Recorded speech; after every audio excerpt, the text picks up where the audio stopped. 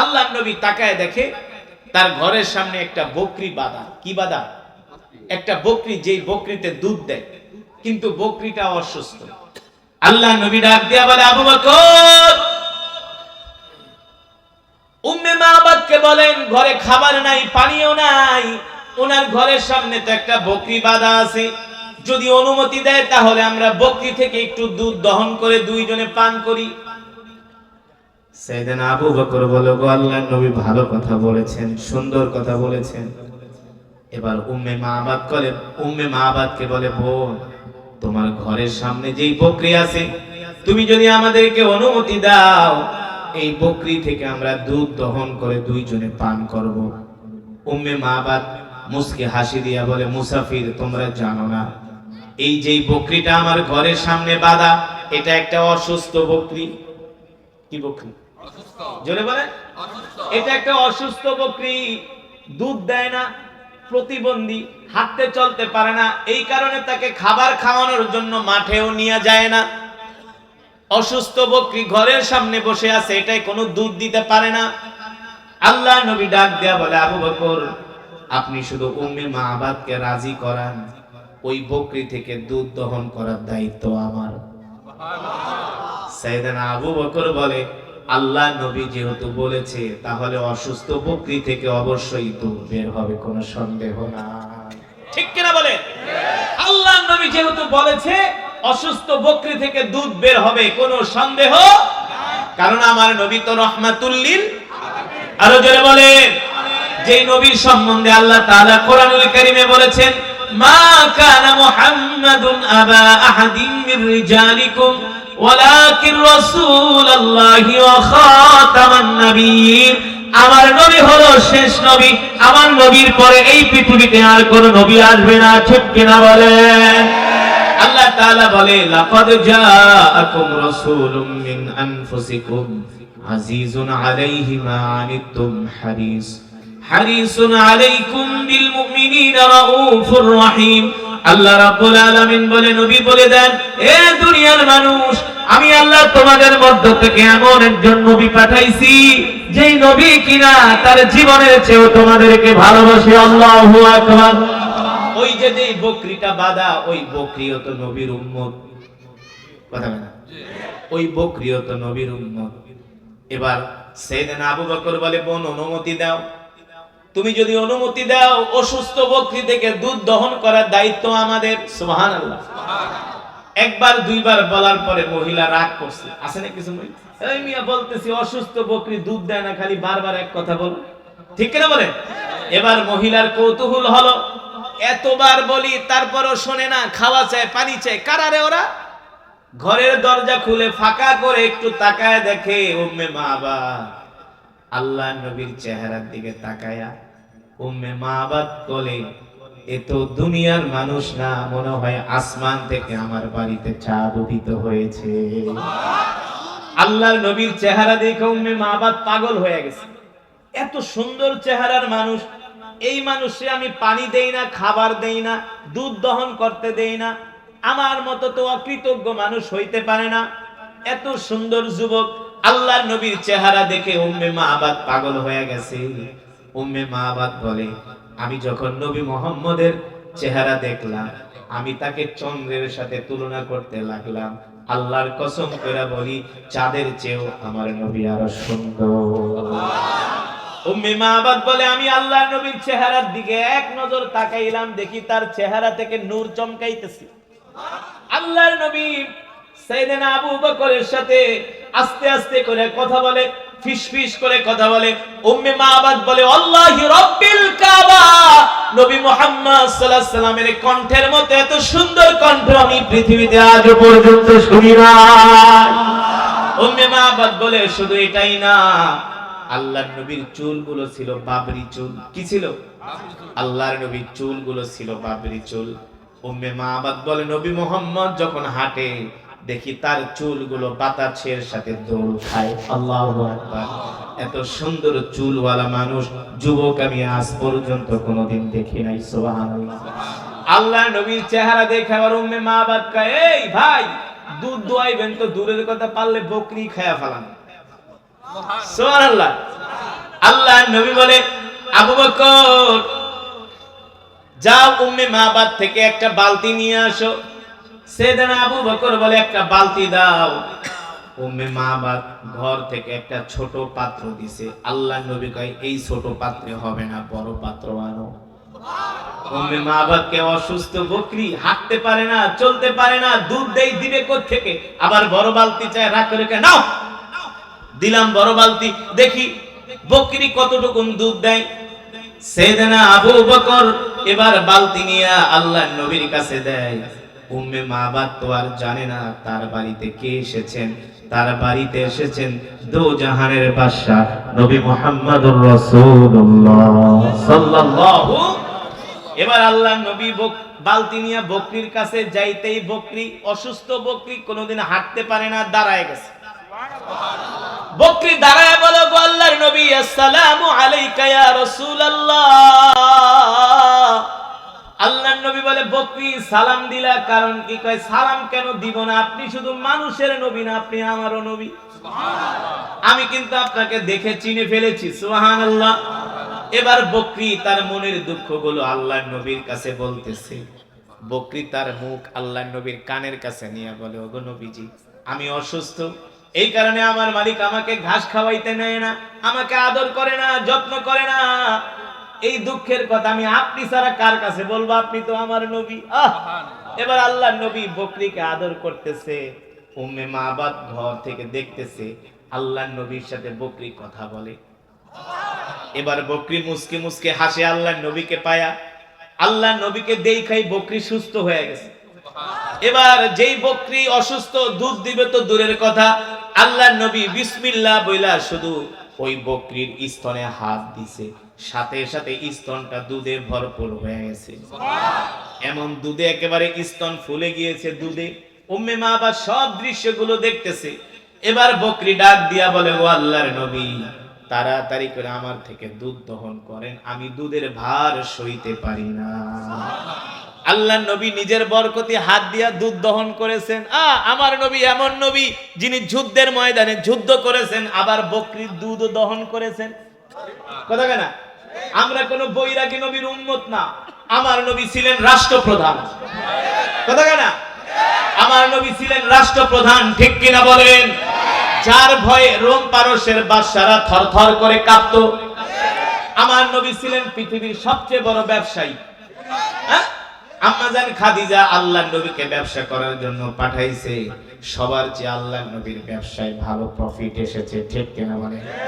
আমার নবীকে যে জায়গায় দাঁড় করাবেন, সব জায়গায় আমার নবী 100-তে 100, 100-তে 100 না, হাজারে, লক্ষে, কোটিতে 100, ঠিক কিনা বলেন?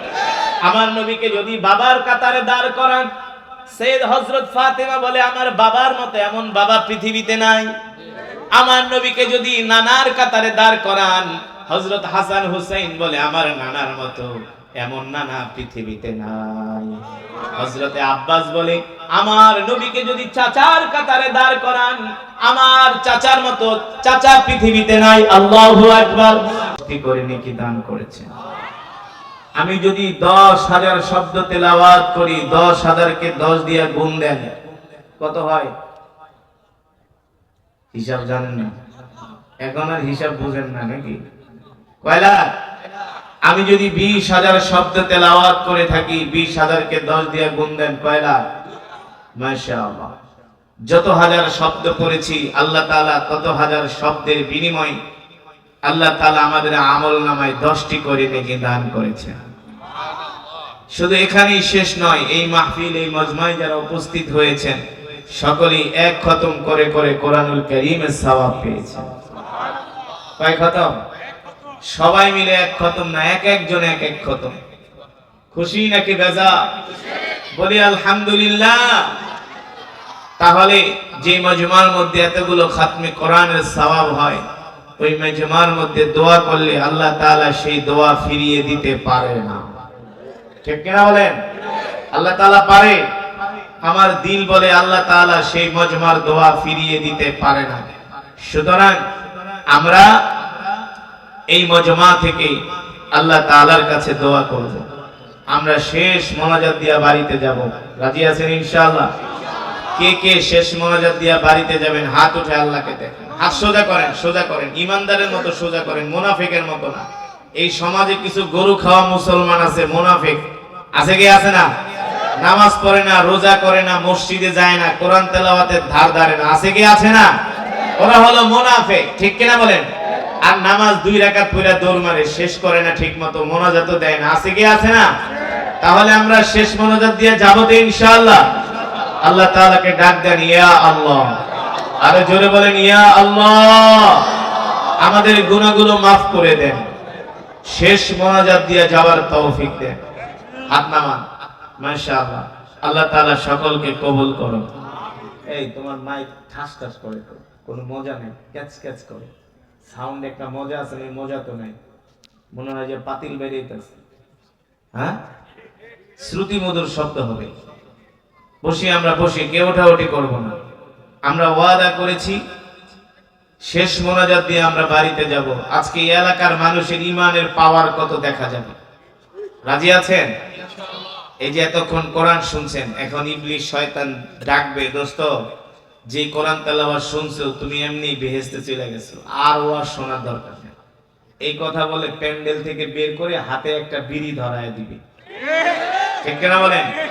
আজকে আমরা শয়তানকে সেই সুযোগ ইনশাআল্লাহ, আজকে এই এলাকার মুসলমান কোরআনের জন্য কিছু সময় ব্যয় করবে, ঠিক কিনা বলেন? কোরআনের জন্য কিছু সময় কোরবানি দিলে কি লস আছে নাকি লাভ? আরো জোরে বলেন মাশাআল্লাহ। আল্লাহ তাআলা সকলকে কবুল করুন।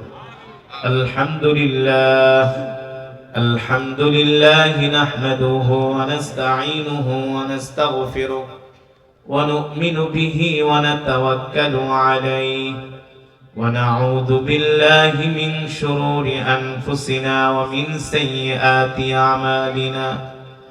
من يهده الله فلا مضل له ومن يضلله فلا هادي له ونشهد أن لا إله إلا الله وحده لا شريك له ونشهد أن سيدنا ومولانا محمدا عبده ورسوله الذي أرسله بالحق بشيرا ونذيرا وداعيا إلى الله بإذنه وسراجا منيرا.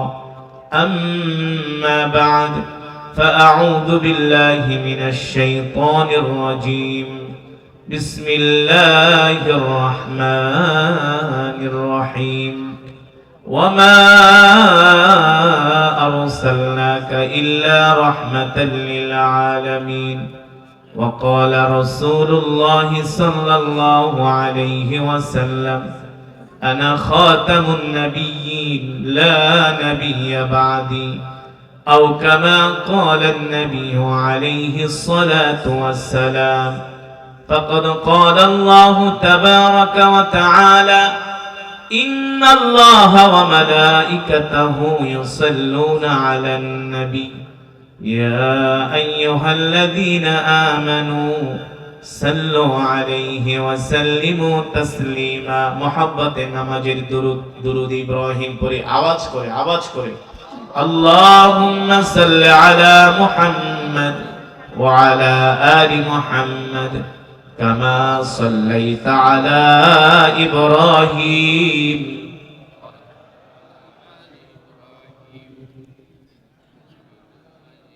শুনুন, আপনাদের কি নবীজির নামে দুরূদ পড়তে কষ্ট হয়? তাহলে এত আসতে কেন? জানেন দুরূদের কি ফজিলত? আল্লাহর নবী বলেছেন, কেউ যদি উম্মত আমার নামে একবার দুরূদ পড়ে, আল্লাহ তাআলা সাথে সাথে তার উপরে 10 বার রহমত নাজিল করে। মান সাল্লা ওয়াহিদান সাল্লাল্লাহু আলাইহি ওয়াসাল্লাম আশারা। আল্লাহ রাসূল বলেন, কেউ যদি আমার নামে একবার দুরূদ শরীফ পড়ে, আল্লাহ তাআলা সাথে সাথে তার 10টা গুনাহ maaf করে দেন। আমরা কি নবীজির সাথে জান্নাতে নবীজির কাছাকাছি থাকতে চাই? জোরে বলুন, জোরে বলুন। যদি চান তাহলে দুনিয়াতে আল্লাহ রাসূল বলে, উম্মত আমার নামে বেশি করে দুরূদ পড়ো। তো দুরূদ পড়তে আপনারা এত কৃপণতা করেন কেন? এত আওয়াজ কম কেন? হৃদয়ের সবটুকু ভালোবাসা দিয়ে, হৃদয় উজাড় করে, আল্লাহ তাআলার দেওয়া কণ্ঠ দিয়ে এবার আমরা নবীজির মহব্বতে আরেকবার দুরূদ পড়ব। اللهم بارك على محمد وعلى آل محمد كما باركت على إبراهيم وعلى آل إبراهيم ما شاء الله بلغ العلا بكماله كشف الدجى بجماله حسنت جميع خصاله صلوا عليه وآله আরবের বুকে মক্কা নগরীতে যেথায় মা আমিনার ঘর আরবের বুকে মক্কা নগরীতে যেথায় মা আমিনার ঘর খোদার করুণায় কাউসার হয়ে রহমত ঝরেছে বারংবার বালাগাল আউলা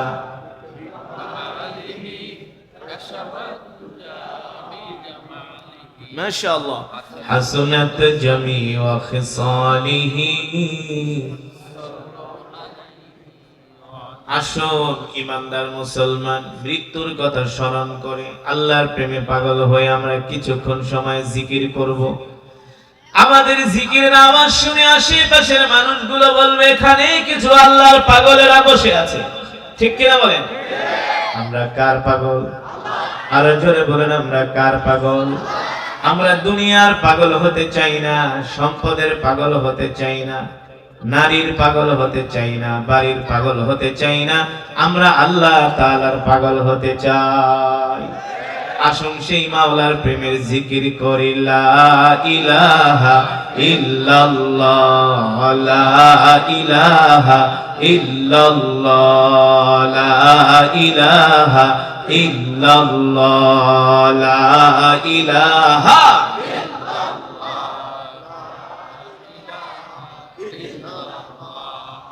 লা ইলাহা ইল্লাল্লাহ লা ইলাহা ইল্লাল্লাহ লা ইলাহা ইল্লাল্লাহ লা ইলাহা ইল্লাল্লাহ লা ইলাহা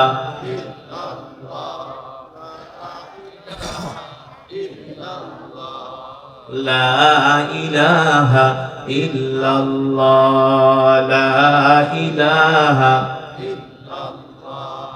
লা ইলাহা ইল্লাল্লাহ মুহাম্মাদুর রাসূলুল্লাহ। মুহাব্বতের সাথে পড়ি সাল্লাল্লাহু আল্লাহ বলেন।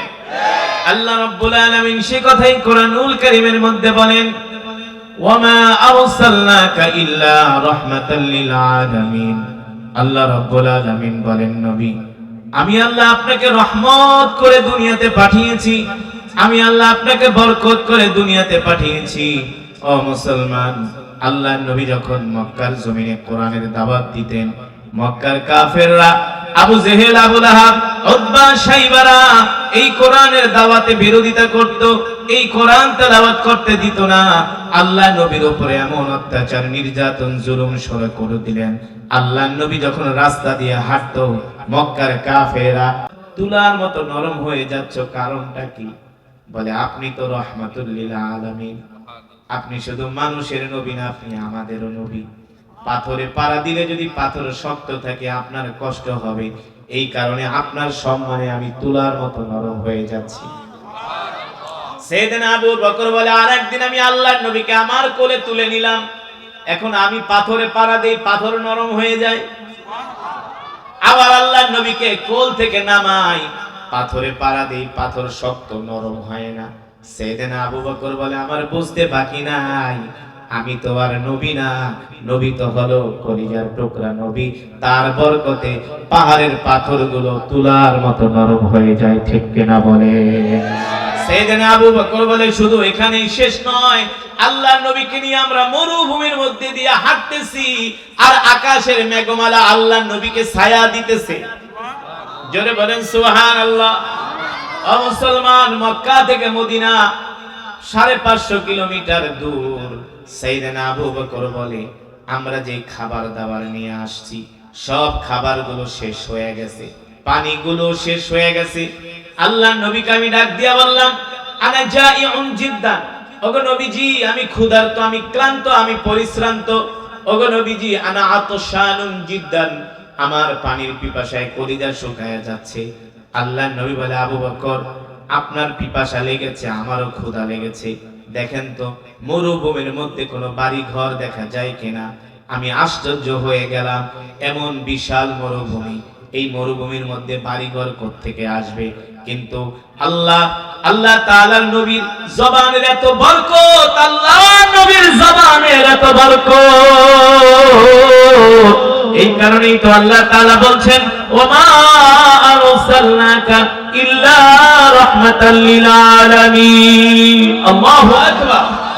সাইয়েদনা আবু বকর বলে, আল্লাহ নবী যখন আমাকে বললেন, আবু বকর দেখেন তো আশেপাশে কোনো বাড়িঘর দেখা যায় কিনা, আমি আশ্চর্য হয়ে গেলাম। এই মরুভূমির মধ্যে বাড়িঘর কোত্থেকে আসবে? এই মরুভূমির মধ্যে কোনো গাছপালা নাই, পানির কূপ নাই, কোনো বাজার ঘাট নাই, মানব চলাচলের কোনো রাস্তা পর্যন্ত নাই। এই মরুভূমির মধ্যে বিশাল মরুভূমি, এখানে বাড়িঘর কোথায় আসবে? শত শত কিলোমিটার মরুভূমি। সাইয়েদনা আবু বকর বলে, আল্লাহর কসম করে বলি, আল্লাহর নবীর জবান দিয়া যখন এই কথা বের হলো, আমি সামনের দিকে তাকায় দেখছি মরুভূমির মধ্যে একটা বাড়ি দেখা যায়। মরুভূমির মধ্যে একটা বাড়ি দেখা যায়। আমি খুশি হয়ে গেলাম। আল্লাহ নবীকে ডাক দিয়া বললাম, ওগো নবীজি উনজুর ইলাল আমাম, ওই যে তাকায় দেখেন একটা বাড়ি দেখা যায়। আল্লাহ নবী বলে, আবু বকর ইমশি মাই, চলেন আমার সাথে, আমরা ওই বাড়িতে যাই মেহমান হব, ওই বাড়িতে যে আমরা তাদের কাছে আশ্রয় গ্রহণ করব, ওই বাড়িতে যে আমরা তাদের কাছে কিছু খাবার দাবার চাইব। সাইয়েদনা আবু বকর বলে, চলেন আল্লাহর নবী। সাইয়েদনা আবু বকর বলে, আমার কাছে দেখা মনে হলো বাড়িটা অনেক দূরে। আল্লাহর নবী আমার হাত ধরার সাথে সাথে দেখলাম চোখের পলকে বাড়ির সামনে চলে এসেছি। এবার বাড়ির সামনে আইসা দেখি ছোট্ট একটা ঘর, ভাঙাচুরা একটা কুঠুরি, ভিতর থেকে দরজা লাগানো। আল্লাহ নবী যা বলেন, আবু বকর দরজায় নক করেন। সাইয়েদনা আবু বকর বলে, ইফতাহিল বাব, এই ঘরের মালিক কোথায়? ঘরের দরজা খোলো। একবার ডাক দিল, কোনো আওয়াজ নাই। দ্বিতীয়বার ডাক দিল, কোনো আওয়াজ নাই। তৃতীয়বার ডাক দিল, কোনো আওয়াজ নাই। চতুর্থবারের সময় ঘর থেকে আওয়াজ আসতেছে, কে গো তোমরা কোত্থেকে এসছো? বলে, জিনা মিনাল মক্কা ইলাল মদিনা, আমরা মক্কা থেকে আসছি, মদিনায় যাব, আমরা দুইজন মুসাফির। সুবহানাল্লাহ বলেন। তো মক্কা থেকে আসছো, মদিনায় যাবা, ভালো কথা, আমার বাড়িতে কেন আসছো? সাইয়েদনা আবু বকর বলে, শোনো গো, আমরা দুইজন মুসাফির, আমাদের কাছে খাবার দাবার যা ছিল শেষ হয়ে গেছে, যদি তুমি আমাদেরকে একটু খাবার দিতা। ঘর থেকে বলে, আনা ফাকিরুন জিদ্দান, আমরা গরিব মানুষ, নিজেই খাইতে পারি না, আবার তোমাদের খাওয়া দিব কোত্থেকে? আল্লাহ নবী বলে, আবু বকর তাহলে একটু পানি চান, অন্তত একটু পানি চান।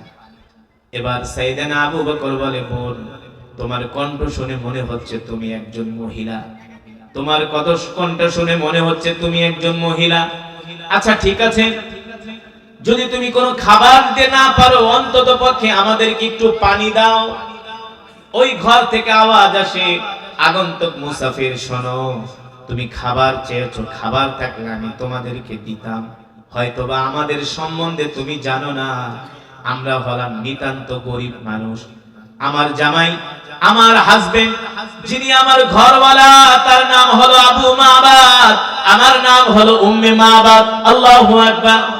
আমার ঘরওয়ালা যিনি, তিনি বকরি চড়াতে গিয়েছেন মরুভূমি থেকে।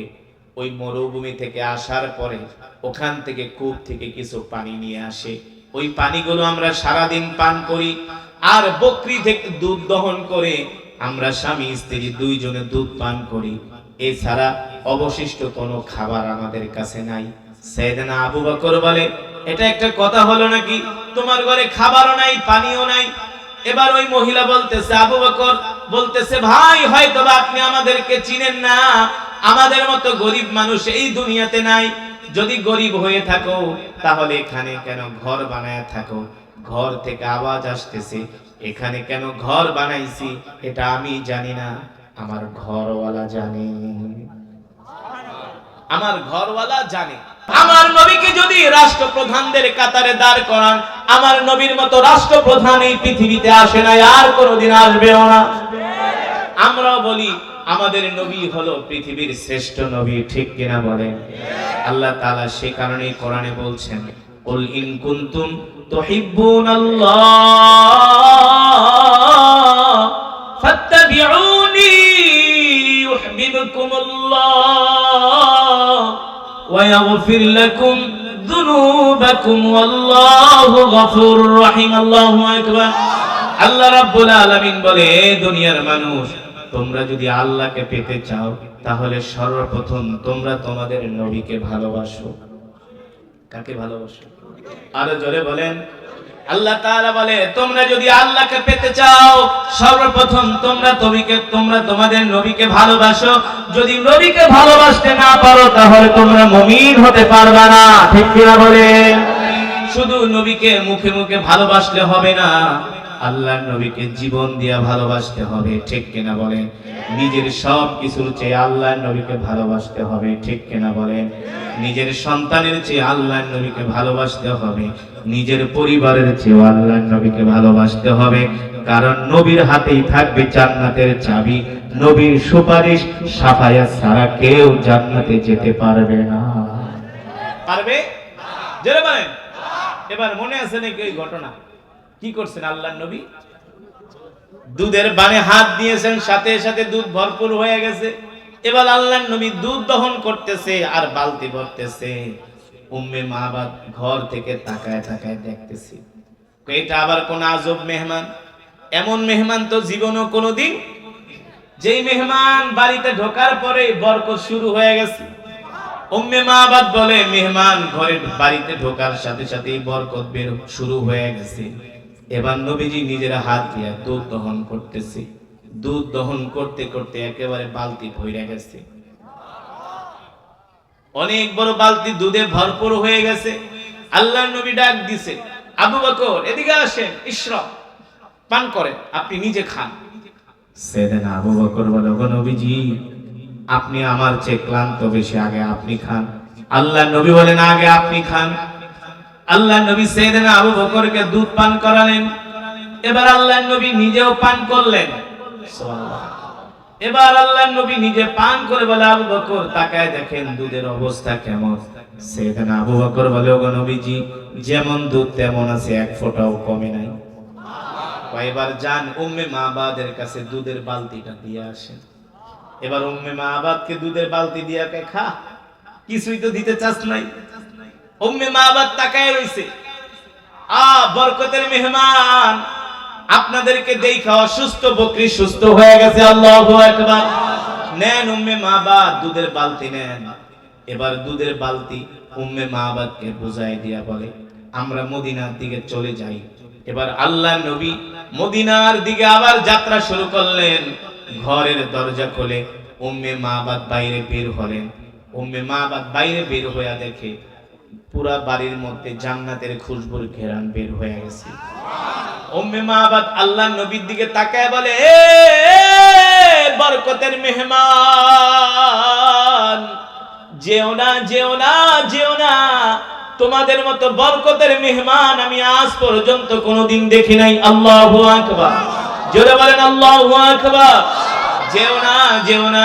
উম্মে মাহবাদ বলে, নবী মুহাম্মদ সাল্লাল্লাহু আলাইহি ওয়াসাল্লাম মরুভূমির মধ্যে দিয়ে হাঁটতেছে, আমি দেখতেছি আকাশের মেঘমালা আল্লাহর নবীকে ছায়া দিতেছে। নবীর গায়ে রোদের তাপ লাগে না। এবার উম্মে মাহবাদ বলে, আমার চোখের দৃষ্টি যত দূর পর্যন্ত গিয়েছে আমি তাকিয়েছিলাম, দেখি সাইয়েদনা আবু বকর সহ আল্লাহর নবী দুইজনে মদিনার দিকে হেঁটে হেঁটে যাচ্ছেন। যখন পরন্ত বিকেল শুরু হয়ে যায়, সূর্যের আলো কমে যায়, আল্লাহর নবীকে দেখা যায় না। ওইদিকে যখন সন্ধ্যা হয়ে গেল, উম্মে মাহবাদের স্বামী আবু মাহবাদ বকরি চড়া বাড়িতে আসছে। বকরি চড়িয়ে বাড়িতে এসে ঘরে পাড়া দিয়া, বাড়ির উঠানে পাড়া দিয়া দেখে বাড়ির থেকে জান্নাতের খুশবুর ঘেরান বের হইতেছে। ডাক দিছে, তাআলা ইয়া যাওজি, ও ও আমার স্ত্রী উম্মে মাবাদ, এদিকে আসো। আজকে কেমন যেন বাড়ির চেহারা আমার কাছে অন্যরকম মনে হচ্ছে। উম্মে মাবাদ বলে, স্বামী গো, ঘরে আসেন, ঘরে আসেন, আপনার সাথে আজকে কথা আছে। কি কথা? ওগো স্বামী, আপনি কি বলেন? বাড়ির থেকে আজকে অন্যরকম চেহারা, অন্যরকম মনে হচ্ছে। আসলে অন্যরকম মনে হচ্ছে। আমি আপনাকে একটা ঘটনা শোনাই, যেটা শুনলে আপনি আশ্চর্য হয়ে যাবেন। এবার আবু মাবাদ তাকায় দেখে তার অসুস্থ বকরিও সুস্থ হয়ে গেছে। আবু মাবাদ অবাক হয়ে বলে, সত্যি করে বলো, আমার বাড়িতে আজকে নিশ্চয় একজন বড় মেহমান আসছিল। উম্মে মাবাদ বলে, তুমি কিভাবে জানো? বলে, আজকে বাড়ির চেহারায় অন্যরকম হয়ে গেছে। বাড়িতে ঢোকার সাথে সাথে আমি জান্নাতের খুশবুর ঘ্রাণ পাইতেছি। এবার উম্মে মাবাদ বলে, স্বামী গো, আপনি যখন সকালবেলা ঘর থেকে বের হয়ে গেলেন, ঠিক ভর দুপুর বেলা আমাদের বাড়িতে দুইজন মানুষ আসছে। একজন হলো যুবক, আর একজনের বয়স একটু বেশি। বিশ্বাস করেন স্বামী, যখন আমি ওই যুবকের চেহারার দিকে তাকাইলাম, এত সুন্দর চেহারার মানুষ আমি আজ পর্যন্ত কোনোদিন দেখি নাই। আবু মাবাদ প্রশ্ন করেন, কেমন সুন্দর, কেমন সুন্দর? উম্মে মাবাদ বলে, আমি যদি তাকে চাঁদের সাথে তুলনা করি, তাহলে চাঁদের রূপ তার কাছে হার মানাবে। মানে তিনি চাঁদের চেয়েও সুন্দর। সুবহানাল্লাহ বলে। এত সুন্দর মানুষ পৃথিবীতে হয় না গো স্বামী। আল্লাহর নবীর সৌন্দর্যের বর্ণনা দিতেছেন, তার চেহারা গুলো এত সুন্দর, চোখ গুলো এত সুন্দর, তার চুল গুলো এত সুন্দর, তার কণ্ঠ গুলো এত সুন্দর। ওগো স্বামী, শুধু এখানেই শেষ নয়। দেখেন, ওই যুবককে দেখা মাত্র আমাদের অসুস্থ বকরিটাও সুস্থ হয়ে গেছে। শুধু অসুস্থ বকরি সুস্থ হয় নাই, ওই অসুস্থ বকরি থেকে এক বালতি দুধ দহন করে সে আমাদেরকে দিয়ে গেছে। জোরে বলেন সুবহানাল্লাহ। আল্লাহর নবী বলে, বলো কি, সত্যি করে বলো, ওই মেহমান কোথায় গিয়েছে, কোন রাস্তায় গিয়েছে? বলে, ওই মেহমান এই রাস্তায় গিয়েছে। আবু মাবাদ ডাক দিয়ে বলে, স্ত্রী রে, হায় রে স্ত্রী, যেই নবীকে পাওয়ার জন্য, দেখার জন্য আমি এই মরুভূমির মধ্যে বাড়ি বানাইলাম, ঘর বানাইলাম, সেই নবীকেই তো আমি দেখতে পারলাম না। স্ত্রী রে, আমি আমাদের তাওরাত কিতাবের মধ্যে পড়েছি, শেষ জামানায় একজন নবীর আবির্ভাব হবে, যার নাম হবে মুহাম্মদ ইবনে আব্দুল্লাহ। জোরে বলেন সুবহানাল্লাহ। যার নাম হবে মুহাম্মদ ইবনে আব্দুল্লাহ। তিনি মক্কা থেকে হিজরত করে মদিনায় যাবে, আর এই পথেই যাবে। কোন পথে? এই কারণে আমি এখানে ঘর বানাইছি তার খেদমত করার জন্য। স্ত্রী রে, আমার বাড়িতে যিনি মেহমান হয়েছিলেন, তিনি দুনিয়ার কোন সাধারণ মানুষ না, তিনি হলেন আল্লাহর নবী। যেই নবীকে পাওয়ার জন্য এত কষ্ট করেছি। স্ত্রী, তাড়াতাড়ি ঘর ভাঙ, গাট্টি বস্তা রেডি কর, আর থাকবো না, মদিনায় চলে যাব। মদিনায় যে সেই নবীর হাতে হাত রেখে আমরা কালিমা পড়ে মুসলমান হয়ে যাব। জোরে বলেন সুবহানাল্লাহ। আবু মাবাদ তার ঘর বাড়ি ভাঙ্গা, লোটা ঘটি যা ছিল, গাট্টি বস্তা, ভেড়া বকরি নিয়ে তিনি মদিনার দিকে রওনা শুরু করলেন, যে আর দেরি করব না, যেই নবীকে পাওয়ার জন্য, যেই নবীকে দেখার জন্য এই মরুভূমির ভিতরে ঘর বানাইলাম, এতটা বছর ছিলাম, চলো স্ত্রী, সেই নবীর হাতে হাত রেখে কালেমা পড়ে মুসলমান হয়ে যাব। তিনি হলেন আখিরি নবী, তিনি হলেন বিশ্ব নবী, রাহমাতুল লিল। সেই নবীর উম্মত আমরা। খুশি নাকি বেজা? জোরে বলেন, খুশি নাকি বেজা? সেই নবী কোনদিন মিথ্যা কথা বলছে? আমরা কি মিথ্যা কথা বলি? হ্যাঁ, এটা কি নবীর উম্মতের কাজ হতে পারে? এই বস, এই বাচ্চা, এই বেটা, সেই নবী কি কোনদিন নামাজ ছেড়ে দিয়েছে? জোরে বলেন, আমরা কি নামাজ ছেড়ে দেই? সমাজের কত পার্সেন্ট মানুষ নামাজ পড়ে বলে? সমাজে মাত্র 2% মানুষ নামাজ পড়ে, শতকরা 2%। চাঁদপুর মতলবে এক মাহফিলে গিয়েছি, যাওয়ার পরে মাহফিল কমিটি কয়, হুজুর আজকে এমন কেরাত পড়বেন একেবারে মাইকের তারমার ছিঁড়া হয়ে যাবে। হুজুর এমন কেরাতে টান দিবেন যাতে মানুষ ঘরের থেকে উঠে আইসা পড়ে। তো আমি মাহফিলের অবস্থা দেখা কমিটিরে ডাক দিলাম, এইদিকে আসে, ওয়াজ তো ভালোই করান। কয় হুজুর 51তম ওয়াজ। কততম? হুজুর 10টা গরু জবাই করছি, 50,000 মানুষ তোবারক খাওয়ানো। আমি এটা কি 50 বছর? হ্যাঁ, বাপদাদার আমল থেকে করে দিতেছি। এলাকার মানুষ ওয়াজের লেগা পাগল। আমি বলি মাশাআল্লাহ। ইমাম সাহেবকে, হুজুর সারা রাত যদি ওয়াজ করেন, সারা রাত ওয়াজ শুনবো, এত ওয়াজ শুনি এলাকার মানুষ। তা আমি ডাক দিলাম, ইমাম সাহেব এদিকে আসেন, আপনার মুসল্লিরা তো খুব ধার্মিক। হুজুর একটা কথা বললেন, খুব ধার্মিক, সারাদিন ওয়াজ শুনি।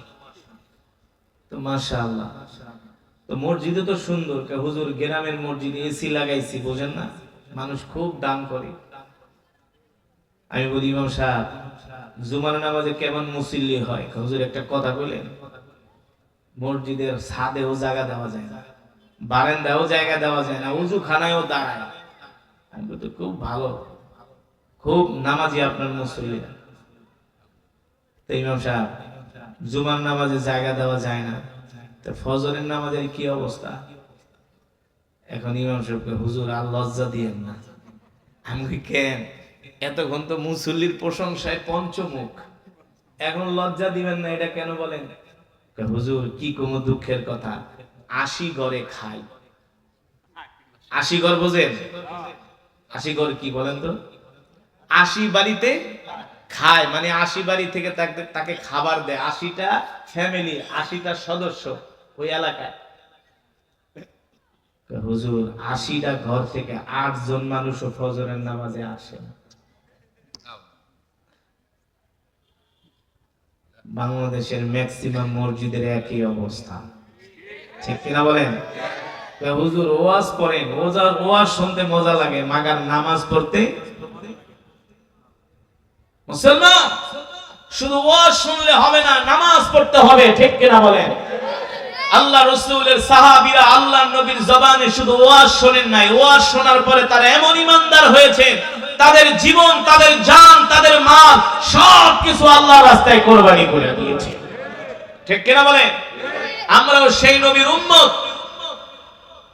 আমাদের যদি প্রয়োজন হয় আল্লাহর নবীর মহব্বতে, আল্লাহর মহব্বতে, আল্লাহর দ্বীনের জন্য আমরা আমাদের জান মাল আল্লাহর রাস্তায় কোরবানি করতে রাজি আছি। রাজি আছেন তো ইনশাআল্লাহ?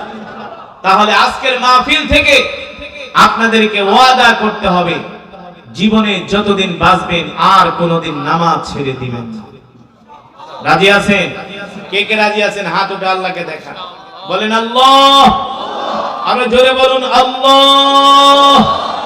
ওয়াদা করলাম, ওয়াদা করলাম আর কোনোদিন নামাজ ছেড়ে দিব না, নামাজ ছেড়ে দিব না, নামাজ ছেড়ে দিব না। রাজি আছেন? হাত নামান। নামাজ পড়বেন তো? শুধু কে একা? নামাজ কি একার জন্য না, নিজেও নামাজ পড়তে হবে, পরিবার পরিজনকেও নামাজের জন্য ডাকতে হবে, আপনার অধীনস্থদেরকে নামাজের জন্য ডাকতে হবে, আপনার বন্ধু বান্ধব ভাই ব্রাদার যারা আছে তাদেরকেও নামাজের জন্য ডাকতে হবে, ঠিক কিনা বলেন? নামাজ পড়বেন আর কোরআন শিখবেন। রাজি আছেন ইনশাআল্লাহ? আপনারা আপনাদের সন্তানদেরকে কোরআন শিখাবেন, দ্বীন শিখাবেন, মাদ্রাসায় ভর্তি করায় আলেম বানাবেন, কন্যা সন্তানদেরকে আলেমা বানাবেন ইনশাআল্লাহ। আল্লাহ তাআলা সকলকে কবুল করুন, বলি আমিন। এই মজমাকে আল্লাহ তাআলা কবুল করুন, বলি আমিন। আল্লাহ নবী কত কষ্ট করেছেন, মক্কা থেকে শেষ পর্যন্ত হিজরত করে মদিনায় গেছেন, নিজের মাতৃভূমি ছেড়েছেন, নিজের বাপ দাদার ভিটা ছেড়েছেন, দিনের পর দিন না খেয়ে রয়েছেন, আল্লাহর কোরআনের জন্য নিজের জান মাল রক্ত ঘাম সব আল্লাহর রাস্তায় দিয়েছেন। আমরা সেই নবীর উম্মত, আমরা যদি নামাজ না পড়ি, আল্লাহর হুকুম না মানি, হাসরের ময়দানে আল্লাহর নবীকে চেহারা দেখাতে পারবো? জোরে বলে পারবো? এই কারণে আমরা 5 ওয়াক্ত নামাজ জামাতের সাথে আদায় করব ইনশাআল্লাহ। আল্লাহ তাআলা আমাদের কবুল করুন, বলি আমিন। দুরূদ শরীফ পড়েন, বসেন, মোনাজাত করে যান। মোনাজাত না হুয়াল ইবাদা, দোয়াটা ইবাদত। যারা দোয়া করে না আল্লাহ তাদের পছন্দ করে না, যারা দোয়া করে না তাদের ইবাদত কবুল হয় না, যারা দোয়া করে না তাদের রিজিকে প্রশস্ততা আসে না, যারা দোয়া করে না আল্লাহ তাদের বালা মুসিবত দূর করে না। এই কারণে বেশি বেশি দোয়া করবেন। দুরূদ শরীফ পড়েন। আল্লাহুম্মা সাল্লি আলা মুহাম্মদ ওয়া আলা আলি মুহাম্মদ কামা সাল্লাইতা আলা ইব্রাহিম ওয়া আলা আলি ইব্রাহিম ইন্নাকা হামিদুম মাজিদ। আল্লাহুম্মা বারিক আলা মুহাম্মদ ওয়া আলা আলি মুহাম্মদ কামা বারাকতা আলা ইব্রাহিম ওয়া আলা আলি ইব্রাহিম ইন্নাকা হামিদুম মাজিদ। আস্তাগফিরুল্লাহ, সবাই পড়েন আস্তাগফিরুল্লাহ আস্তাগফিরুল্লাহ আল্লাযী লা ইলাহা ইল্লা হুয়াল হাইয়ুল কাইয়্যুম ওয়া আতুবু ইলাইহি লা হাওলা ওয়া লা কুওয়াতা ইল্লা বিল্লাহিল আলিয়্যিল আযীম। সুবহানাল্লাহ সুবহানাল্লাহি ওয়া বিহামদিহি সুবহানাল্লাহিল আযীম। এক ভাই দিন ইসলাম, তিনি মসজিদে না 10,000 টাকা দিয়েছেন, 20 ব্যাগ সিমেন্ট দিয়েছেন। আল্লাহ তাআলা দিন ইসলাম ভাইয়ের এই দানকে কবুল আর মঞ্জুর করুন বলি আমিন। আপনারা ওয়াদা করছেন কোনোদিন নামাজ ছাড়বেন না, মনে থাকবে ইনশাআল্লাহ। আপনাদের জন্য দোয়া করব, যারা নামাজ পড়ে না তাদেরকে নামাজের দাওয়াত দিবেন। সামনে রমজান আসতেছে, যারা কোরআন পারেন না তারা কোরআনুল কারীমের তেলাওয়াত শিখবেন। আল্লাহ তাআলা সকলকে তৌফিক দান করুন। আমরা সকলেই সকলের জন্য দোয়া করব, সকল মুসলমানের জন্য দোয়া করব, বিশেষ করে আমরা ফিলিস্তিনি মুসলমানদের জন্য দোয়া করব ইনশাআল্লাহ। যারা এত সুন্দর মাহফিলের আয়োজন করেছেন অত্র এলাকাবাসীর জন্য দোয়া করব, যুব সমাজ, মসজিদ কমিটি আজকের মাহফিলে